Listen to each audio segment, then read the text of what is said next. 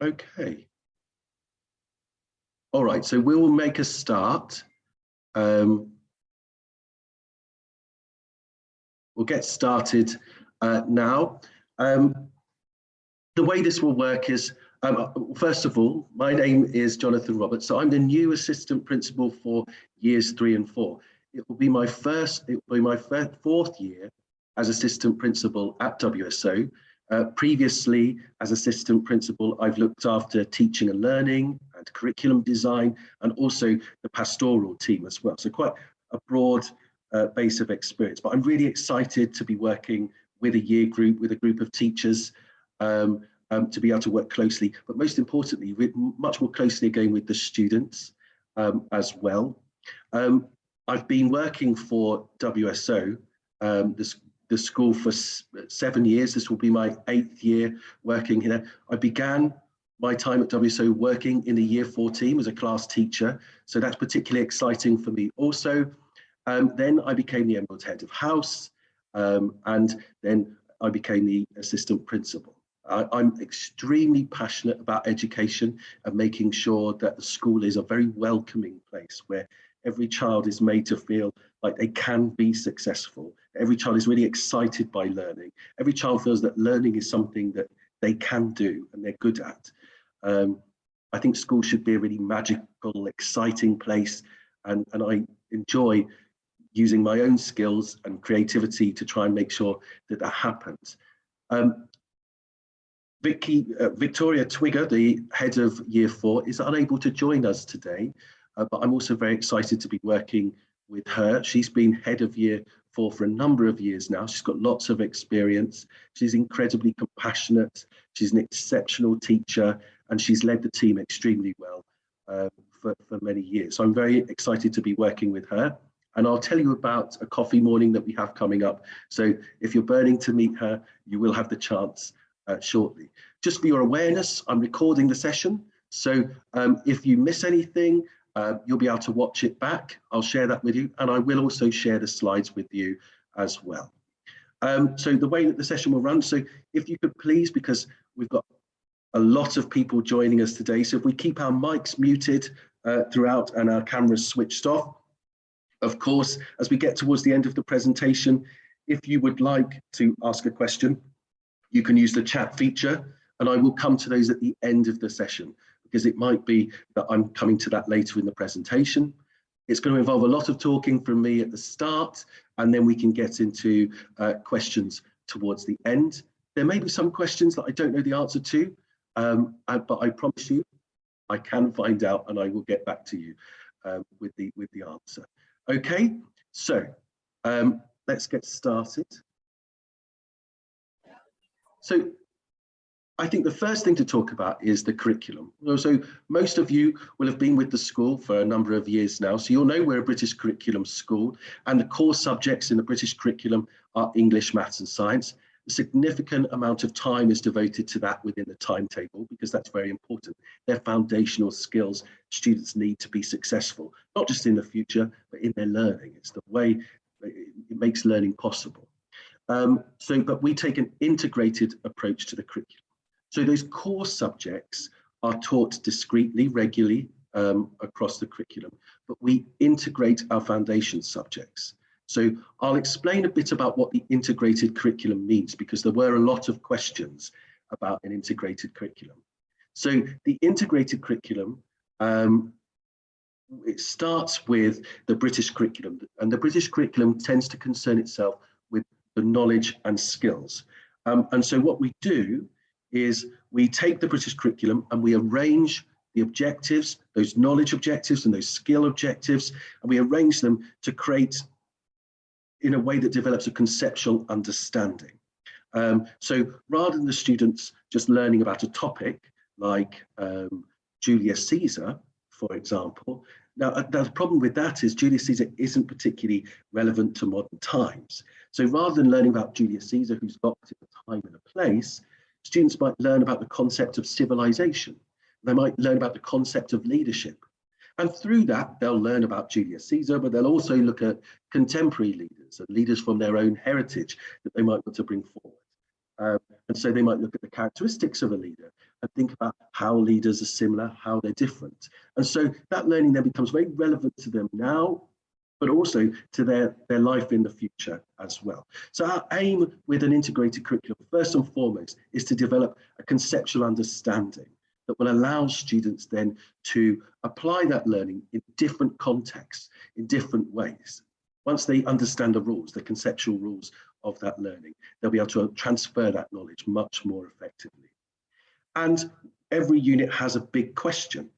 So students know the big question from the outset. So every subject, whether it's history, geography, art, design, technology, computing, moral education, or social studies, they'll understand how that learning relates to that big question. So it contextualizes the learning.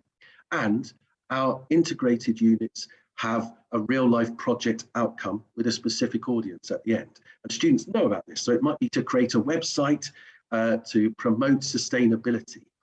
This was an incredible project that they did in a sustainable unit that the students did in year 4. It was incredibly exciting. And what that means is students understand the relevance of the learning again, and they have to be able to apply it in a real life scenario. So students know about that project from the beginning, and it requires the students to transfer and apply their learning. And having a specific audience in mind means that they need to handle that learning in a slightly different way. So it's for a younger audience, they need to manage that learning in a way that is accessible for a younger audience. If it's, for example, our year 4s, they made a campaign website, and part of that, they had downloadable template emails, they had information about orangutans, they had campaign videos, so they understood they had to use persuasive language. It affected the way that they expressed their learning. So there are lots of reasons why we take an integrated approach that's centered around a conceptual understanding, with students knowing from the outset what they're learning this for, the relevance of the learning. And that's to ensure that the learning is relevant. We're an international school, so we don't just want to learn about key British figures. We want to make sure that the learning is relevant to every child, and that students are able to see the relevance of the learning to their immediate life, but also how they might be able to apply it in different situations in the future. We want to ensure that students have agency, that they're able to influence the course of their learning.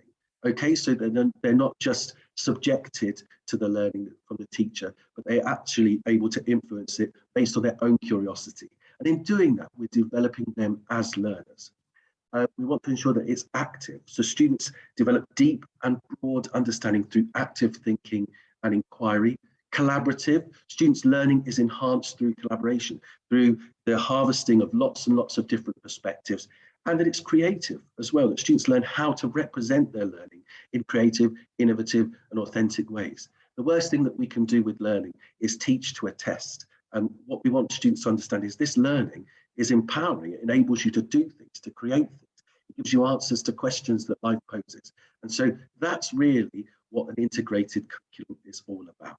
So it sits alongside our core curriculum. So our core curriculum, we offer discreetly, but we provide opportunities for students to apply English across the integrated curriculum as well. So it's a great way for students to really show their ability to apply the skills that they're learning in the core curriculum as well, in a real life situation. So technology, this is a really big point of interest, I know, to parents, because number one, it's very different to the way things were when we were at school. And I know as a parent myself, we're all a bit concerned from time to time about the amount of screen time that students, that our children have. So I think the first thing to say is that the way that we use technology in the school is as a tool to enhance learning, and it's not a substitute. We never use it as a substitute for a pencil. We never use it as a substitute for a paintbrush, or importantly, it's never used as a substitute for a teacher or a friend or a peer. So it's there to enhance the learning experience, and enhance it in 3 important ways. Does it enhance the child's ability to acquire information, acquire new learning? Does it enhance their ability to communicate that learning? And does it enhance their ability to create? And these are the 3 areas that we really look to. Now, where possible, we want students to be having experiences in class. We want learning to happen through dialogue, through interacting with materials, not just through looking at a screen. But there's no doubt that digital literacy is going to be really important in your child's future. And your child understanding how to use technology in a way that is reliable, use technology in a way that is safe and healthy, is going to be really important. So a big part of that digital literacy is about making sure students understand how to use the technology in a way that is healthy and balanced and reliable as well. But technology definitely does enhance the learning experience, whether it's the ability to put on a VR headset and go on an excursion to a castle that we couldn't do from the classroom as things are. It makes learning possibly more immersive. It makes the learning often much more visible to the teacher, so the teacher can see in real time what the students are thinking, what the students are understanding, and they're able to be a lot more responsive. It also sits alongside the learning quite often to act as a crutch, as scaffolding and support, so that some students can forge ahead with a bit more independence, while others perhaps can utilize it as a way to offer support as well. So I really want to emphasize that if we walk down the corridor of year 4 or year 3 or any corridor in the school, you'll see students discussing their learning collaboratively. You'll see students making things, doing activities where they're ordering and engaging with materials, with the teacher, discussing in groups or with the whole class. The learning is a very dynamic, experience-based thing in the school. But technology is a big enhancement. It's something we realize is really important, and we work very hard to make sure that we get it right. Now, outside of the classroom, we have a no iPad policy. So during break times, during lunch times, if students are moving around the corridor, any other time outside the class, there's a no iPad policy. So students shouldn't be on their iPads outside of the classroom. We know in some cases that hasn't always been the case, but that's something we're looking at very carefully now. So in year 4, children must bring their iPads into school every day, and we aim to infuse the classroom with digital learning tools that help children dive deeper into the curriculum. So we do a wide range of apps in order to do that, but we think very carefully to make sure that, again, it is enhancing the learning, not being used as a substitute. The best tool your child can bring to school is a pencil and just a willingness to collaborate. So we also use Apple Classroom as well, and that's a great way of making sure that the learning is really responsive. So we have lots of specialist lessons as well, and this is something that's very exciting about WSO, the amount of really enriching experiences that students get around the curriculum. So during the week, your child will have 2 PE sessions, 1 lesson of performing arts. For 1 term, they'll have 1 lesson of outdoor learning a week. They'll also have French, and then when they go into year 5, they have a choice between French, Spanish, and German. So that's very exciting. We have Islamic education. Now, if your child is non-Islamic, they'll be doing cultural studies during that slot, but you'll be familiar with that if you're an existing parent. So Islamic education, just like Arabic, falls into A and B. So Islamic A is taught in the Arabic language, Islamic B is taught in English. And while the students are in Islamic, the cultural studies students will be looking at key cultural figures, and they'll be looking at a range of religious festivals, and they'll be looking at many of the same themes as the Islamic children, but just from a more multi-faith perspective. And so Arabic as well, we have Arabic A and Arabic B. Every child in the school does either Arabic A or Arabic B. And we have 4 lessons of those throughout the week. So, assessment. So, I think the really key thing to say about assessment is that it's not simply a way to audit what children can and can't do, but it's actually a tool for us, the teachers, first and foremost, but also the students and also you, the parents, to understand better what we need to do next. So it's not just about looking back and trying to understand what happened. It's about what we need to do next, and that's the emphasis. So we place a big emphasis on what we call formative assessment, and that is regularly, in real time, making assessment about a child's ability to apply their learning in different situations. So of course, throughout an hour lesson of English, if you're looking at using adjectives in your writing, of course, by the end of the lesson, you'd expect them to be able to do that. But the real test of that learning is if they're then able to do it when they're in their integrated curriculum lesson and they're describing an orangutan. Are they using adjectives then? And if they are, that's very strong formative assessment. It's not just have they understood it in an abstract way, but are they actually able to apply it? And we use a platform called Learning Ladders. And it's a great platform. It makes it very visible for you, the parents. So we'll be regularly sharing and updating parents. So you'll be able to see all of the objectives that your children are meeting and those that are a target. We have regular parent consultations and regular reporting. So we have 3 reporting cycles throughout the year, and where we'll share the learning ladders, but you'll be able to have access to learning ladders more often than that. But we'll have those regular reports that will come with comments and come with targets, and then that will be followed by a parent consultation as well. So we're able to discuss those reports. We do have GL assessments as well.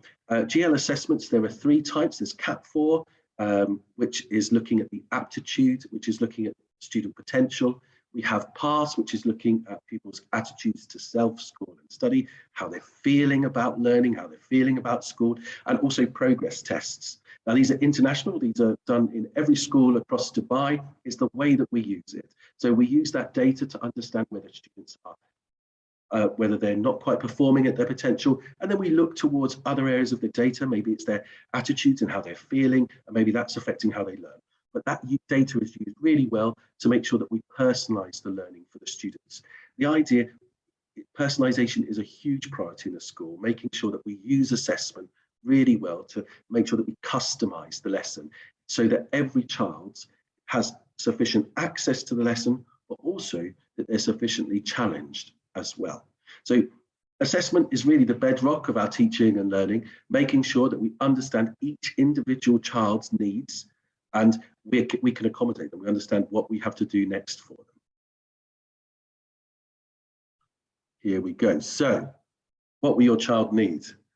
Well, they will need the uniform. Now, there aren't going to be much differences with the uniform for you. All the children will be staying in the same house. There aren't going to be much differences with the uniform there, but I've put the threads symbol on there so you'll know where you can access the uniform from. And also, when I share these slides with you later, I've hyperlinked that image of threads as well. So if you click on that, it will take you to their website. But they do have shops as well, and you can go on the internet and see where those shops are if you want to go.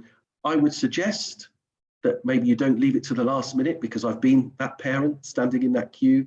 And it can be a bit stressful, but I'm sure, but also obviously children grow a lot over the holidays, so best not to do that too early either. So what else will your children need? An iPad, some earphones, and a well-equipped pencil case as well. And all the other things, of course, we as a school provide. So, and also making sure that the student's iPad is fully charged each day. So obviously a big part of what we want to achieve in situations like this is more involvement and engagement and cooperation and working more closely with parents. The key to success with a child is that relationship between the parents and the school, and that triangulated relationship. We as a school, we're very confident in what we do, but we absolutely understand that what we do is enhanced by our desire to see parents as experts. You understand your children better than anyone else. And that's why our first parent consultation is called Meet the Parent, where you have an opportunity to tell us about your child. And so we can better personalize your child's learning journey. And that's really important. Now, of course, the teacher will have some observations to make as well. But in that first meeting, it doesn't feel entirely right for us to sit there and talk to you for the whole time about your child. we felt it was better to actually learn from you as experts in your child, and also people who are experts in the world as well, and together cultivate the right climate in the classroom for your child. As a school, we want more than anything for students to develop a love of learning and to understand that learning isn't something that is confined to the classroom. And so that's why the parents' role is really key too. So what things can you do to support your child be successful at school? Set up a daily family routine, including healthy eating and sleeping habits. Now, I can't tell you how important sleep is. The recommended amount of sleep that a child should have in year 4 is 10 to 11 hours, and that's so important. Now, there are lots of reasons why that's important, but essentially it just means that the child is ready to learn. If children are regularly not getting enough sleep, then it does really impact their ability to learn, and it impacts their relationship to learning, which can have a really long-term effect on their potential as well. So please, please, please, if you need support, because I know as a parent, there have been times when we've really struggled at home to get that routine in place. If you need support, our pastoral team, this is a real focus. They'll be happy to talk to you. We've got parent engagements on how best to support sleep. There's nothing more important to prepare your child for school and to make sure they're getting sufficient sleep. It means that they'll arrive much more optimistic, much more hopeful, much more energized, much more able to learn. Right, I'll stop ranting about sleep. Sleep's hugely important. Talk each day to your child about his or her activities. Now, I know as a parent, if I say to my child, what did you learn today? The response is sometimes quite brief, and that can feel a bit concerning at times. I recommend you use the Seesaw app in order to cultivate those conversations. If you're able to look at a picture and say, oh, what were you doing here? That opens up the conversation so much more. So those conversations are really, really important, that you as parents are showing a value for what they're learning in school. So checking in with Seesaw. Promoting and encouraging literacy by reading to your child and allowing them to see you read for enjoyment. So I think at home, we tend to think, oh, students always need to read by themselves independently. Of course, that's our main aim. We want students to read for pleasure. But also it's important that they're read to as well. And it's important that we model kind of reading for enjoyment and reading for purpose as well. There are lots of ways we can do that. It's not always picking up a storybook. I know that lots of children have other interests as well. It could be a cookery book. It could be a joke book. I know that some children don't like to spend a long time reading long passages, so you can look at short stories, you can look at comic books, you can look at joke books. Joke books are good because it requires a lot of comprehension, but also short chunks as well. So sometimes those big long books that are very famous, like Harry Potter and stuff, they're great for some children, but actually they can seem a bit endless to others as well. So we've got lots of advice we can give to you about how to read with, how to read to your child, and reading to your child is really important. Okay, so limit and monitor TV watching, gaming, social media and computer time. That'll help with sleep as well. That blue light that comes from those devices, make sure that they shut off at least an hour before bed. I've gone on to sleep again, but make sure we're limiting those things, and that children are engaged in creative exercises at home, you know, with the Lego or doing junk craft or whatever. I know it's hard sometimes to make them do that, but where possible, encourage them in that direction. Maybe get them involved in some of the chores at home, whether it's cooking, and they'll find that really rewarding. Express high expectations and standards for your child's learning. But that's important, that's really balanced as well, that we find opportunities to spotlight the success. And tap into the community resources. So visit the libraries, there's some fantastic zoos and things like that. We'll talk later about home learning, but really we've got to express value for all types of learning outside of school. It's not all about times tables and spelling, it's about curiosity and wonder and things like that. So again, the way that we work together is so important in the success of a child. So a big question that came through in the pre-questions, and I haven't had a look at the chat yet. I can see there's only one question. We already had hundreds in the year 3 presentation. I'm sure they'll come through.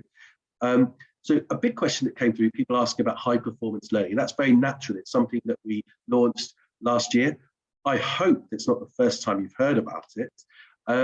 High performance learning is something that we've adopted as a school. It's not a big change, it's an evolution, really. It was very much the direction we were heading in, and this was just a way to really evolve very naturally. What does it mean? Well, essentially, it's a belief that every child is capable of high performance over time. And what is actually quite surprising is when you look at the structures and systems in place in many schools, that isn't the case. You see schools that have low ability, middle ability, higher ability, that are structuring children into this idea that they only have a certain amount of potential. That's completely against our beliefs as a school. We believe that every child is capable of high performance over time. Now, we recognize that every child also starts in a different position. Some children start from further back, some students start with an advantage. That's absolutely for sure. And we recognize that it will take students a different amount of time. And students will not get there on their own. It will take a lot of effort and input from us. But the important thing is, we don't recognize that some students are more able than others. We understand that every child will reach high performance if they learn in a certain way. And that's on the basis that every child is the same, that every child is unique, but the infrastructure is the same, the brain is the same, with very few exceptions. And so we have to look at the children and think, well, what is the difference? Well, the first thing is a belief that they can be successful. The most important attitude that has the most effect on learning success is what we call self-efficacy, learner self-regard. That's two labels for it. It's the belief that they can be successful. And different students have that to varying degrees.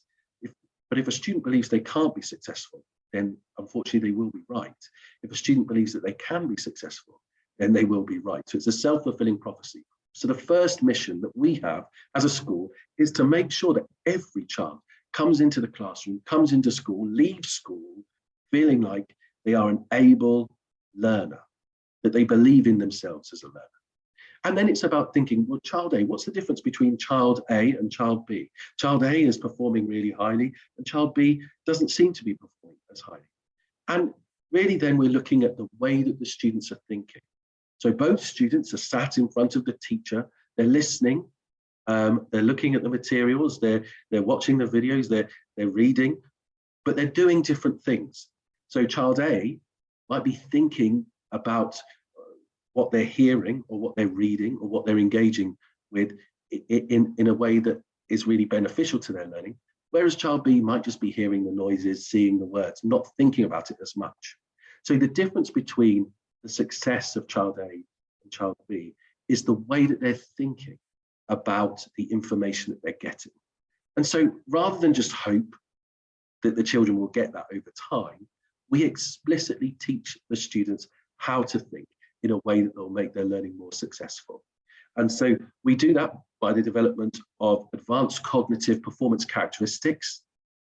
There you go. That's not easy to say, but that's looking at thinking skills, really. And they are meta-thinking, creating, linking, analyzing, and realizing. And neuroscience, psychology, and lots of research show that when students learn how to do these things, they become successful learners. So the big difference between child A and child B and the success that they're having in school is about the way that they're thinking about the materials and the information that they're getting. And then the other side is the attitude as well. And we already talked about that attitude of self-efficacy, the belief that they can, but also the values and attitudes and attributes, the way that they behave. So are they empathetic? Are they agile of mind? So agile of mind, not can they do the splits? It's always a benefit, but agile of mind. Are they flexible in the way that they're thinking? And are they hardworking? Perhaps the most important. It's really important to understand if we want to move from where we are now and get somewhere else and make progress, that it does mean practice, it does mean perseverance, and it does mean resilience. So high performance learning is a belief that every child can be a high performer over time. It's about making sure that the students understand how they can achieve that. And they have a belief that they can achieve it by developing those thinking skills and also those values, attitudes, and attributes. It's research-based, so it's not just something that we're trying. we're trying here. There's lots and lots of research that's proven that this is really successful. We're able to look to lots of other schools, not just internationally, but also within our own cluster, that evidence how successful it is on student attitudes, how they're feeling about school, and the success that they're having in school as well. I can see lots of questions coming in. Home learning. A big question that came through the home learning was about home learning. Now, we have quite a big divide among our parents. It's about 50-50. We do a lot of parent surveys about how they're feeling about different things. And what we learned was 50% of our parents loved more traditional home learning. They wanted the times tables, the spellings. They wanted students to be consolidating their learning at home. 50% of our parents feel that students are doing enough already. They're doing lots of hobbies and things outside of school, and the school day is long enough. So we've tried to come up with a home learning a process that meets the needs of everybody. So what we've done is we've created a home learning challenge menu. So a number of those challenges on there. There are 23 different challenges. So each term we share a home learning challenge menu, which has 23 different challenges on it. Now, some of those challenges are weekly, very traditional. So some of those will be an English challenge, might be to do your spellings every week. It might be a maths challenge, which is to do your times tables every week or complete certain numeracy activities. So that certainly meets the needs of those parents and families that have an appetite for their students to be doing more traditional types of home learning. But we also have a real mix of exciting challenges that students can do that are less traditional. So for example, I put an example up, learning through cooking. So maybe the students can take a recipe and try and cook it along with a parent as well, encouraging that parent involvement. The challenge might be to double or halve the recipe, so bringing in a bit of numeracy as well. And so there are lots of different exciting activities that we can choose from. Some of them are related to our specialist subjects, but each one will have information on how you can add extra challenge. It will tell you exactly what learning is happening, what learning potential there is through that activity, and give you advice on how they can share their experience. So each term, so every time a child can submit up to 2 learning experiences a week, which the teacher will acknowledge, and each term the child will get the chance to exhibit their home learning experience and share not just what they did, but what they learned about themselves as a learner. So the key here is that we have an aim to express value for and encourage all forms of learning outside the classroom, whether it's that learning by rote, those foundational skills, which are really important for students, or whether it's just developing their curiosity. It's really important that children understand that if they're doing gymnastics outside school, if they're doing drumming outside school, they're developing themselves as a learner. That's not just going to affect their ability to drum. They're still practicing, they're still persevering, they're still applying all of those VAAs, those values, attitudes, and attributes we're talking about in the last session. They're developing those which will enhance every aspect of their learning. So the idea with this home learning menu is that we have an expectation. Every child engages with one form of home learning each week. That could be that drumming practice that they do. It could be more formal, traditional learning. And you can access as much or as little of that as you want. And so the idea there is that we are supporting families to engage in home learning in a way that best meets their needs, and takes away the stress. For some families were feeling about quite strict and requirements for home learning, but also making sure that that provision is there for those families that wanted more. Okay, so if you want some more time with us, we have the Meet the Year 3 and 4 team coffee morning. That's on Friday the 1st of July at 10 o'clock to 10:45. That's going to take place in the Primary MIDI Blended Learning Plaza. So you can come and meet us face to face. It won't just be this session over again. It will be more one-to-one. You can come and chat to us individually. I'll be sharing these slides after, so you can use the link, but it has been shared through Seesaw, and I believe Miss Freeman has also shared it via email as well, the invitation for that. So I'll go through the questions that came through the pre-form, and then we'll go through the chat as well. So class mixing. So there's some questions about the decisions that we make about class mixing. Classes will be mixing in year 4. The decision to mix classes is based on the needs of the students. So we take advice from our pastoral teams, we take advice from parents, we take advice from our inclusion teams, teachers, always with the children at the centre. So what we can guarantee is it's an opportunity for the students. So the way that we mix class is not, we don't just do it with our eyes shut. We make sure we take account of the students' wishes, the students that they want to stay with. So all students will get to stay with some of their core friends, but also they'll have the opportunity to make new friends as well. The questions about devices, I think we've spoken about that. Timings of the school day. So 7:40 in the morning. So the time of the school day is 7:40 in the morning, and registration takes place at 7:45, and then the school day finishes at 2:50. Drop off and collection. This brings in some questions about COVID restrictions, and we are looking to get some more confirmation about what that will look like next year. Of course, we want to open up, and we're keen to build further on the community events and opening things up, making sure we're collaborating even more with the community, but also allowing more of that to happen in school, much more of those experiences. But we also do need to remain mindful of the transmission risks as well around COVID, which haven't entirely gone away. Our main objective is to make sure that students are in and students are safe.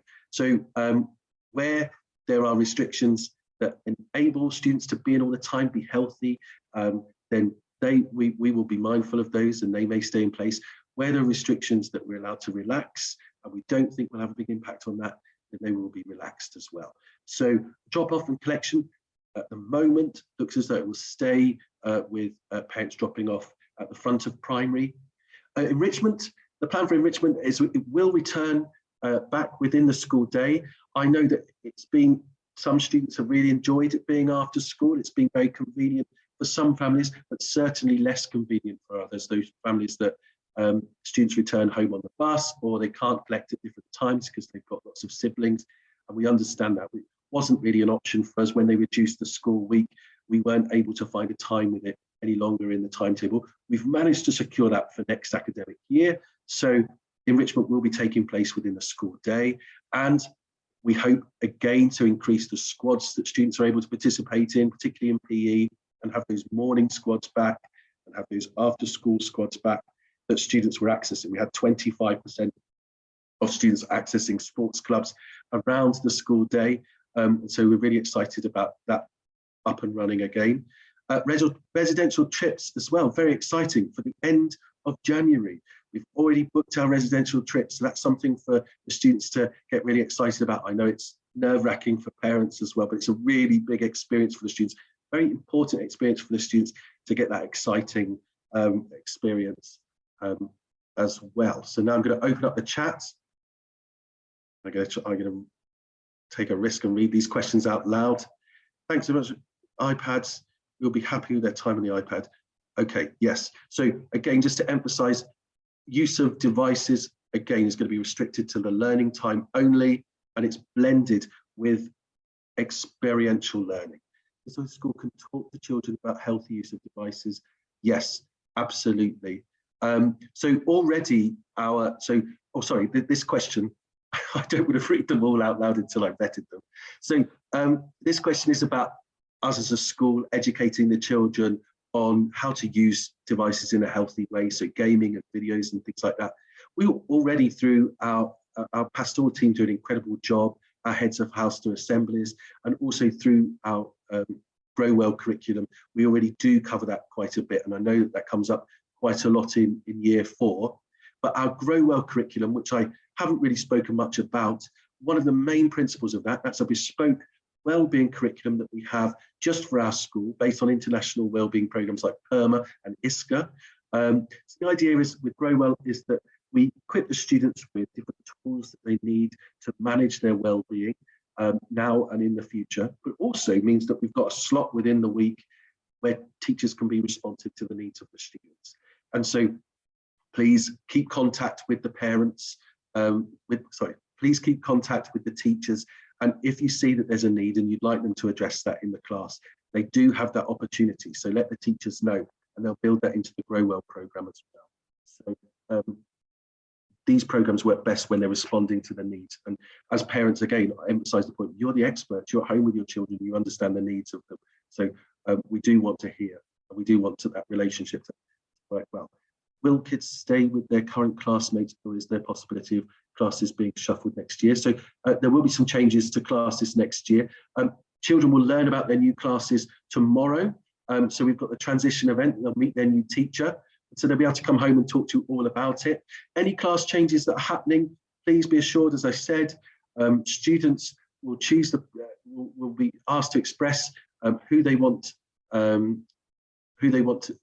some preferences that they want to be in their class next year, and we'll make sure that they're with those as well. Module close. Is there a plan to fix pick-up issue by adding umbrella shelter during collection time? Okay, so I think so. There's a question here about health and safety and collection umbrella shelter during collection time. I think that's something that we can pick up. I'm not aware of the specific issue. I think that's something that we can maybe pick up on a one-to-one basis.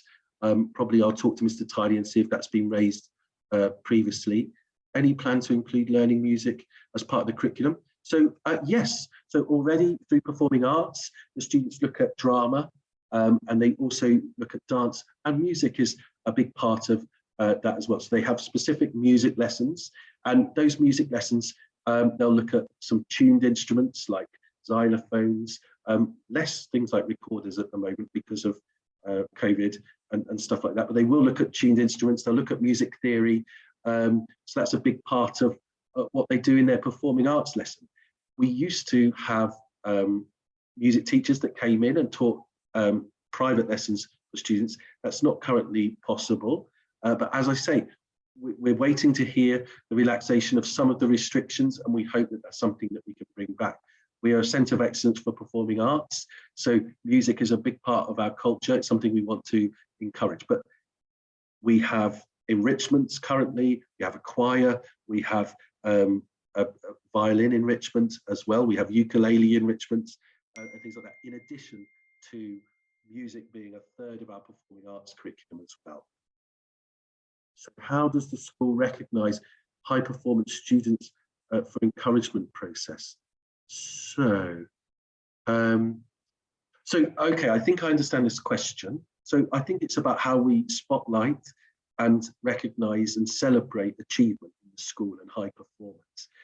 We do that in a number of ways, really. We're very transparent with the students about their assessment. And what's really important is when we're asking a child to look at themselves and understand themselves as a learner, we want them to be able to do that by looking at where they started and where they are now, so that learning is fulfilling. We don't want students to be able to assess themselves and their success in learning by looking over their shoulder and saying, well, how do I compare to this guy? How do I compare to that guy? Because that leads very few students to feeling like they're successful. So the first thing we do is make sure that students are really reflecting on their own learning. They understand where they started and the improvements they're making. Obviously, the classroom culture is incredibly positive. And the Year 4 team I know incredibly well. So there's lots and lots of celebration. We have a student of the week every week that gets recognised in assembly, and that's specific to achievement. We have student of the term, where students get to go onto the auditorium stage, and we recognise not just academic success, but success in our attitudes and our thinking skills, and also in our specialist areas as well. So every type of learner gets recognised. So I think really it's about the relationship between the teacher and the student being very, very personal. The teacher understanding what high performance at each stage looks like for each child, and making sure that's really recognised, and also making sure that we connect with home, because nothing means more to the students in class than the teacher sharing their child's success with the parents at home. So classmates will remain the same or shuffle? We prefer they remain the same. I know that there is always a bit of concern about changes to classrooms, classes. There will be some changes made. In every case where there are changes made, we'll be asking students for their preferences of who they want to remain with. And the decision to make changes to the classroom is only ever made with the children at the centre, thinking what's best for the children so that they will learn in a way that's more productive, and also they'll have a better experience at school. So if you want to have individual conversations about that, that's absolutely fine, because I do realise it can cause a bit of worry as a parent, but please trust that the decision is always made on the basis of what's best for the students. The numbers in year 4 have gone up, so we've gone up from 12 classes to 13 classes, so that's meant there's a need for a bit of moving things around. But we're not just going to shuffle everyone around blindly. There'll be modest changes made to classes based on feedback from our pastoral team, from our inclusion team, from parents. So there's a lot of thought goes into it. How does school plan to try home reading in year 4 throughout competitions or encouragements, something like readathons or millionaire readers? So we do have accelerated reader in year 4. So that's a platform where students can track the amount of words that they're reading. So that's one way. We know that a lot of students really engage in that, and that makes a big difference. We have big events throughout the year, like Book Week, where they get to dress up as their favourite book characters. And there's a lot goes into Book Week that's much more than just dressing up as well. We make sure that our librarians understand the different genres of reading, get to know the students really well, so they can recommend exactly the right kinds of books. We run parent engagements so that parents know how they can support their child with reading at home. I think as parents, quite a lot of the time, what we feel is that students need to be reading independently all the time. Do you know, one of the best things that we can do is read to our students, read to our children, because number one, it shows a commitment on our part, a joy of reading and an investment in the story, or it could be a newspaper article, or it could be a comic book, or it could be a joke book. And it's about understanding the children. Harry Potter, for some children, is a completely magical experience. For other children, it's a very overwhelming, big book. So understanding that for some children, that's not going to be the best route into reading. They might prefer a joke book. There's lots of short, and you could read 6 jokes and then move on. There's a lot of comprehension in jokes, understanding the puns that are involved, but also looking at other things. So we can use technology in order to access more specific types of reading materials.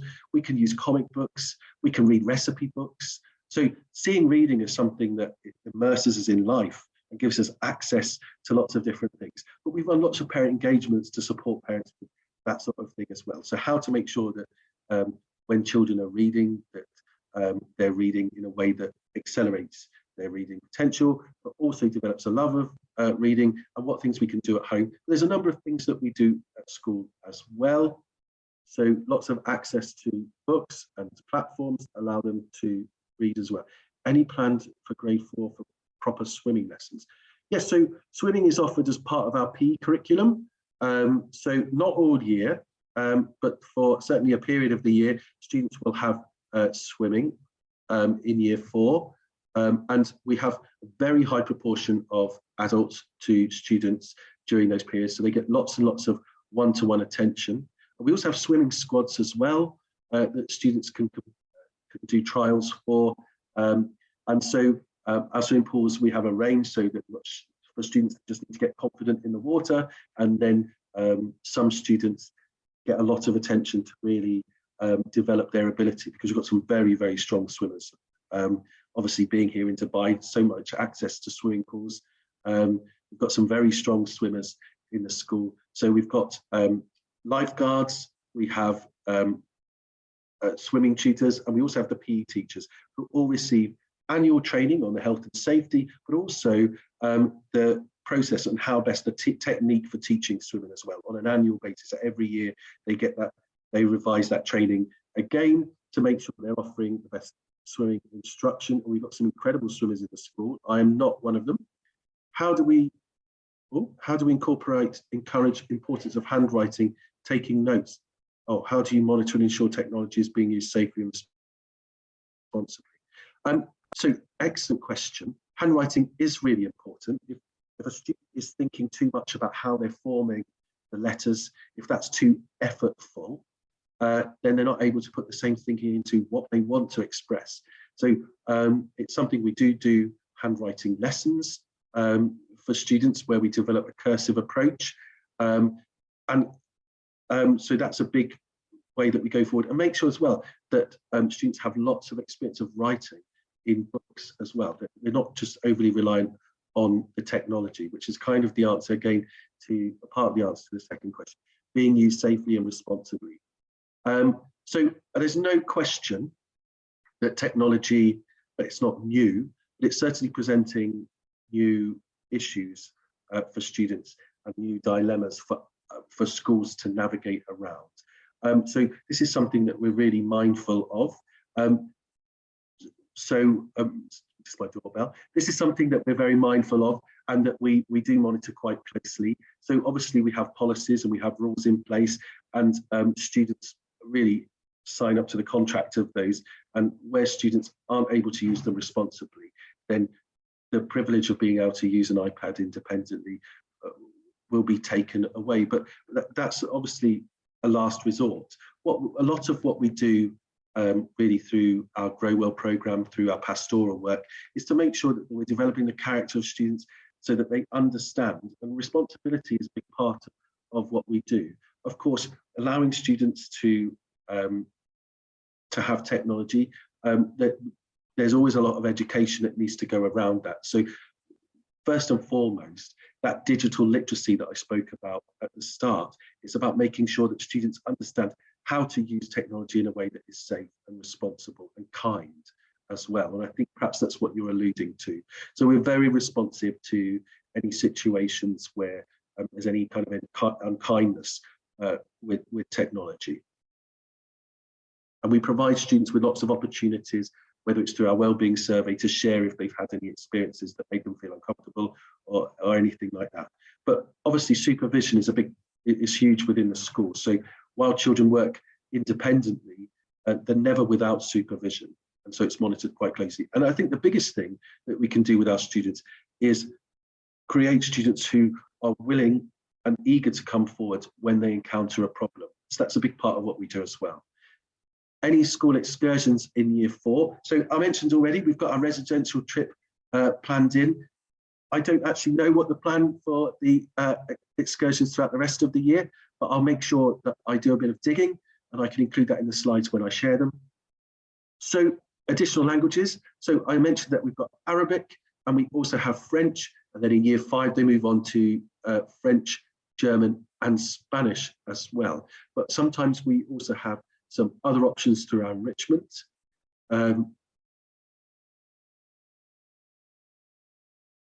So this method of home learning that I spoke about was introduced last year. So it's not new, but obviously there'll be a big push this year after doing it a year. Would students be given the chance to choose which students they want to transit with them? Yes. So I'm just skipping a few questions that I feel like we've spoken about. So did I speak about enrichment? I think so. It's been back within the school day. So German's not going to be provided in year 4, unfortunately, but it is going to be in year 5. So that's something for students to look forward to.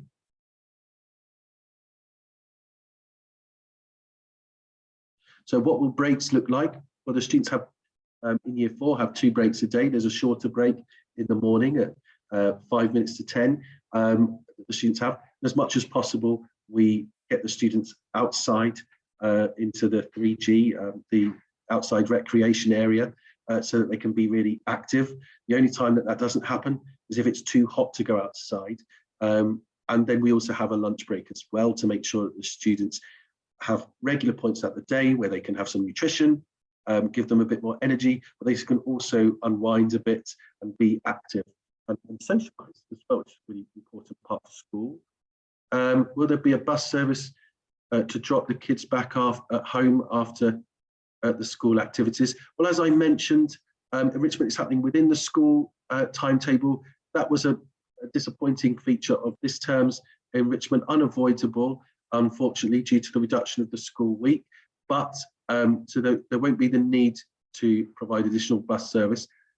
If students are taking part in those squads that happen after school, it might be possible, if it's happening after school, yeah, STS will be unable to provide additional bus services for that. So you'll have to make individual arrangements. Can children receive feedback after tryouts for joining squads? I'm not really in a place to answer that question. What I can do is I'll raise that as a question for our PE team. We do have a lot of students taking part in those squad trials. From year 4, kids need to be collected at end of school, right? Yes. So children do need to be collected from school. A collection needs to be arranged. They are waiting. So question about the bus. Can they wait inside for the bus? Students do wait inside for the bus. They wait inside a classroom until it's time to go down, and then they go outside. If the students, so if the bus isn't there, which happens on rare occasions, then students might have to wait once they've gone down. But we do encourage the students inside. We would encourage them to wait outside. So I'll look into that and make sure that doesn't happen.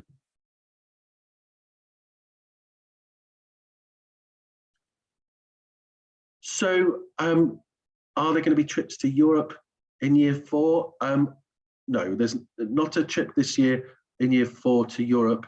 So no, that's not on the plan. What are the residential trips? So the residential trip is where in year 4 students stay overnight, and they do a number of team building games. So they go up on lots of apparatus, they do zip wires, they do camp building and all sorts of things. It's very exciting. The key part of it, of course, is being away from home, taking risks, and being with their peers. So it's a really exciting thing for students. I know my child really love it. Do you have a separate presentation for the sports squads? Okay, so there's no separate presentation for sports squads. You will receive much more information about those specific things in more detail as the year progresses. As you'll know, kind of we release information in more detail close to the time. This session is really to give a general overview of what year 4 will look like. Which books can we refer to for year 4 curriculum? Where are these available? Okay. There are a number of books that you can access that support with the year 4 curriculum. Once the year begins, teachers will send out some information about, again, what sort of things you can do at home to best support your student. We don't really recommend textbook work at home.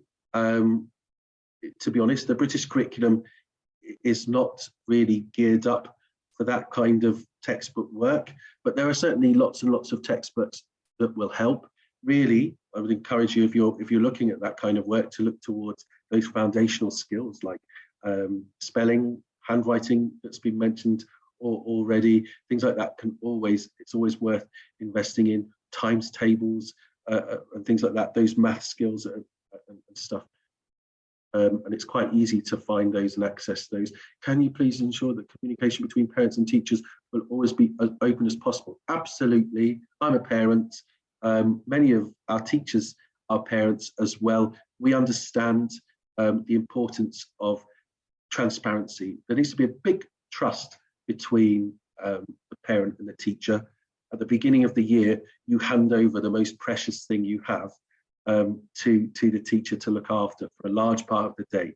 So definitely we'll be very transparent with you, very open with you, in order to make sure that we maintain a really trusting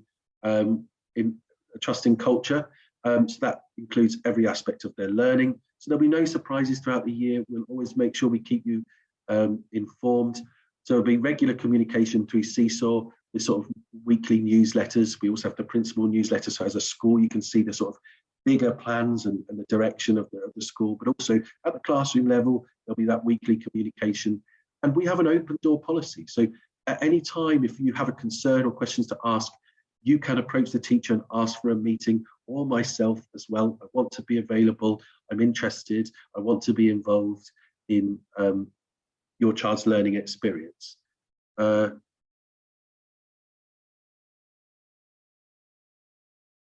So more activities request on paper. I agree. So I think Year 4 is a very creative curriculum. Lots and lots of, as we spoke about, lots and lots of emphasis on experiences. And again, I talked about commitment to handwriting and making sure that children are working in books. So learning ladders and Seesaw. So, okay, so this perhaps isn't the best time for me to give an instructional session on those, but what I can do is I'll make a note of it and make sure that we offer some parent engagements on learning ladders and on Seesaw. And just be aware that on our website, you can now access, you will be able to access parent engagements from next year as well. So there'll be a catalogue. So if there's something that you're interested in, it's definitely worth seeing whether there's already something there. If not, put in a request. We are always looking, all the leaders in the school are always looking for ways to promote their area. So I know that the people leading on learning ladders will be only too happy to create a parent engagement to support you. And I know that there are definitely parent engagements for learning ladders existing already. So we can certainly make sure that those are directed your way. How many students will be in the class? So that'll be the same as in Year 3. There'll be a maximum size of 28. And it will never exceed 28. And so we also have one teacher for each class, obviously. And then we also have a teaching assistant between 2 classes. We have an inclusion teacher that plays a really active role in supporting not just those students who might need a bit of extra support, but those students as well who need further challenge. So there's lots and lots of adult support for this number of students that we have. So we have any sketching, painting, drawing classes. I'm very passionate about art myself, and I know that we, through our enrichment, that's a big emphasis on the visual arts, making sure that students get lots of opportunities to develop art as an expressive form, but also in the way that the students are learning in the integrated curriculum. There are lots of art experiences as well. Does the school have a robotics and coding program? So we have the new curriculum in the British national curriculum. What used to be technology is now called computing, and a big part of that is coding and algorithms and robotics. So that does form part of the Year 4 curriculum. So it's actually in the curriculum that students do a bit of coding with algorithms. So that will happen through the integrated curriculum, so in a very purposeful way. But we also often offer that through our enrichment program as well. Oh, there we go. So any huge difference? This is a very pragmatic question. Is there any huge difference between Year 3 and 4 that we need to know about? It's the same school. Obviously, each year group, because they have different teachers, has a slightly different character and emphasis, but the transition will be very smooth. That's our mission as a school, to make sure that students don't feel like there are these big, huge steps that they're having to do each year, that actually the transition is very smooth. So I'd say, no, there are no massive changes. Obviously, things get a bit harder, but the students are always ready for it because they're a bit older. So it should be very, very smooth. Can we use ESM and UDO at any other locations which may be closer to home? Well, that's a difficult question. It depends where your home is. ESM, you know, I think they do provide in other schools as well. So, and I know that UDO, there are other sites where they do their Saturday academies and things like that. So we can look into that.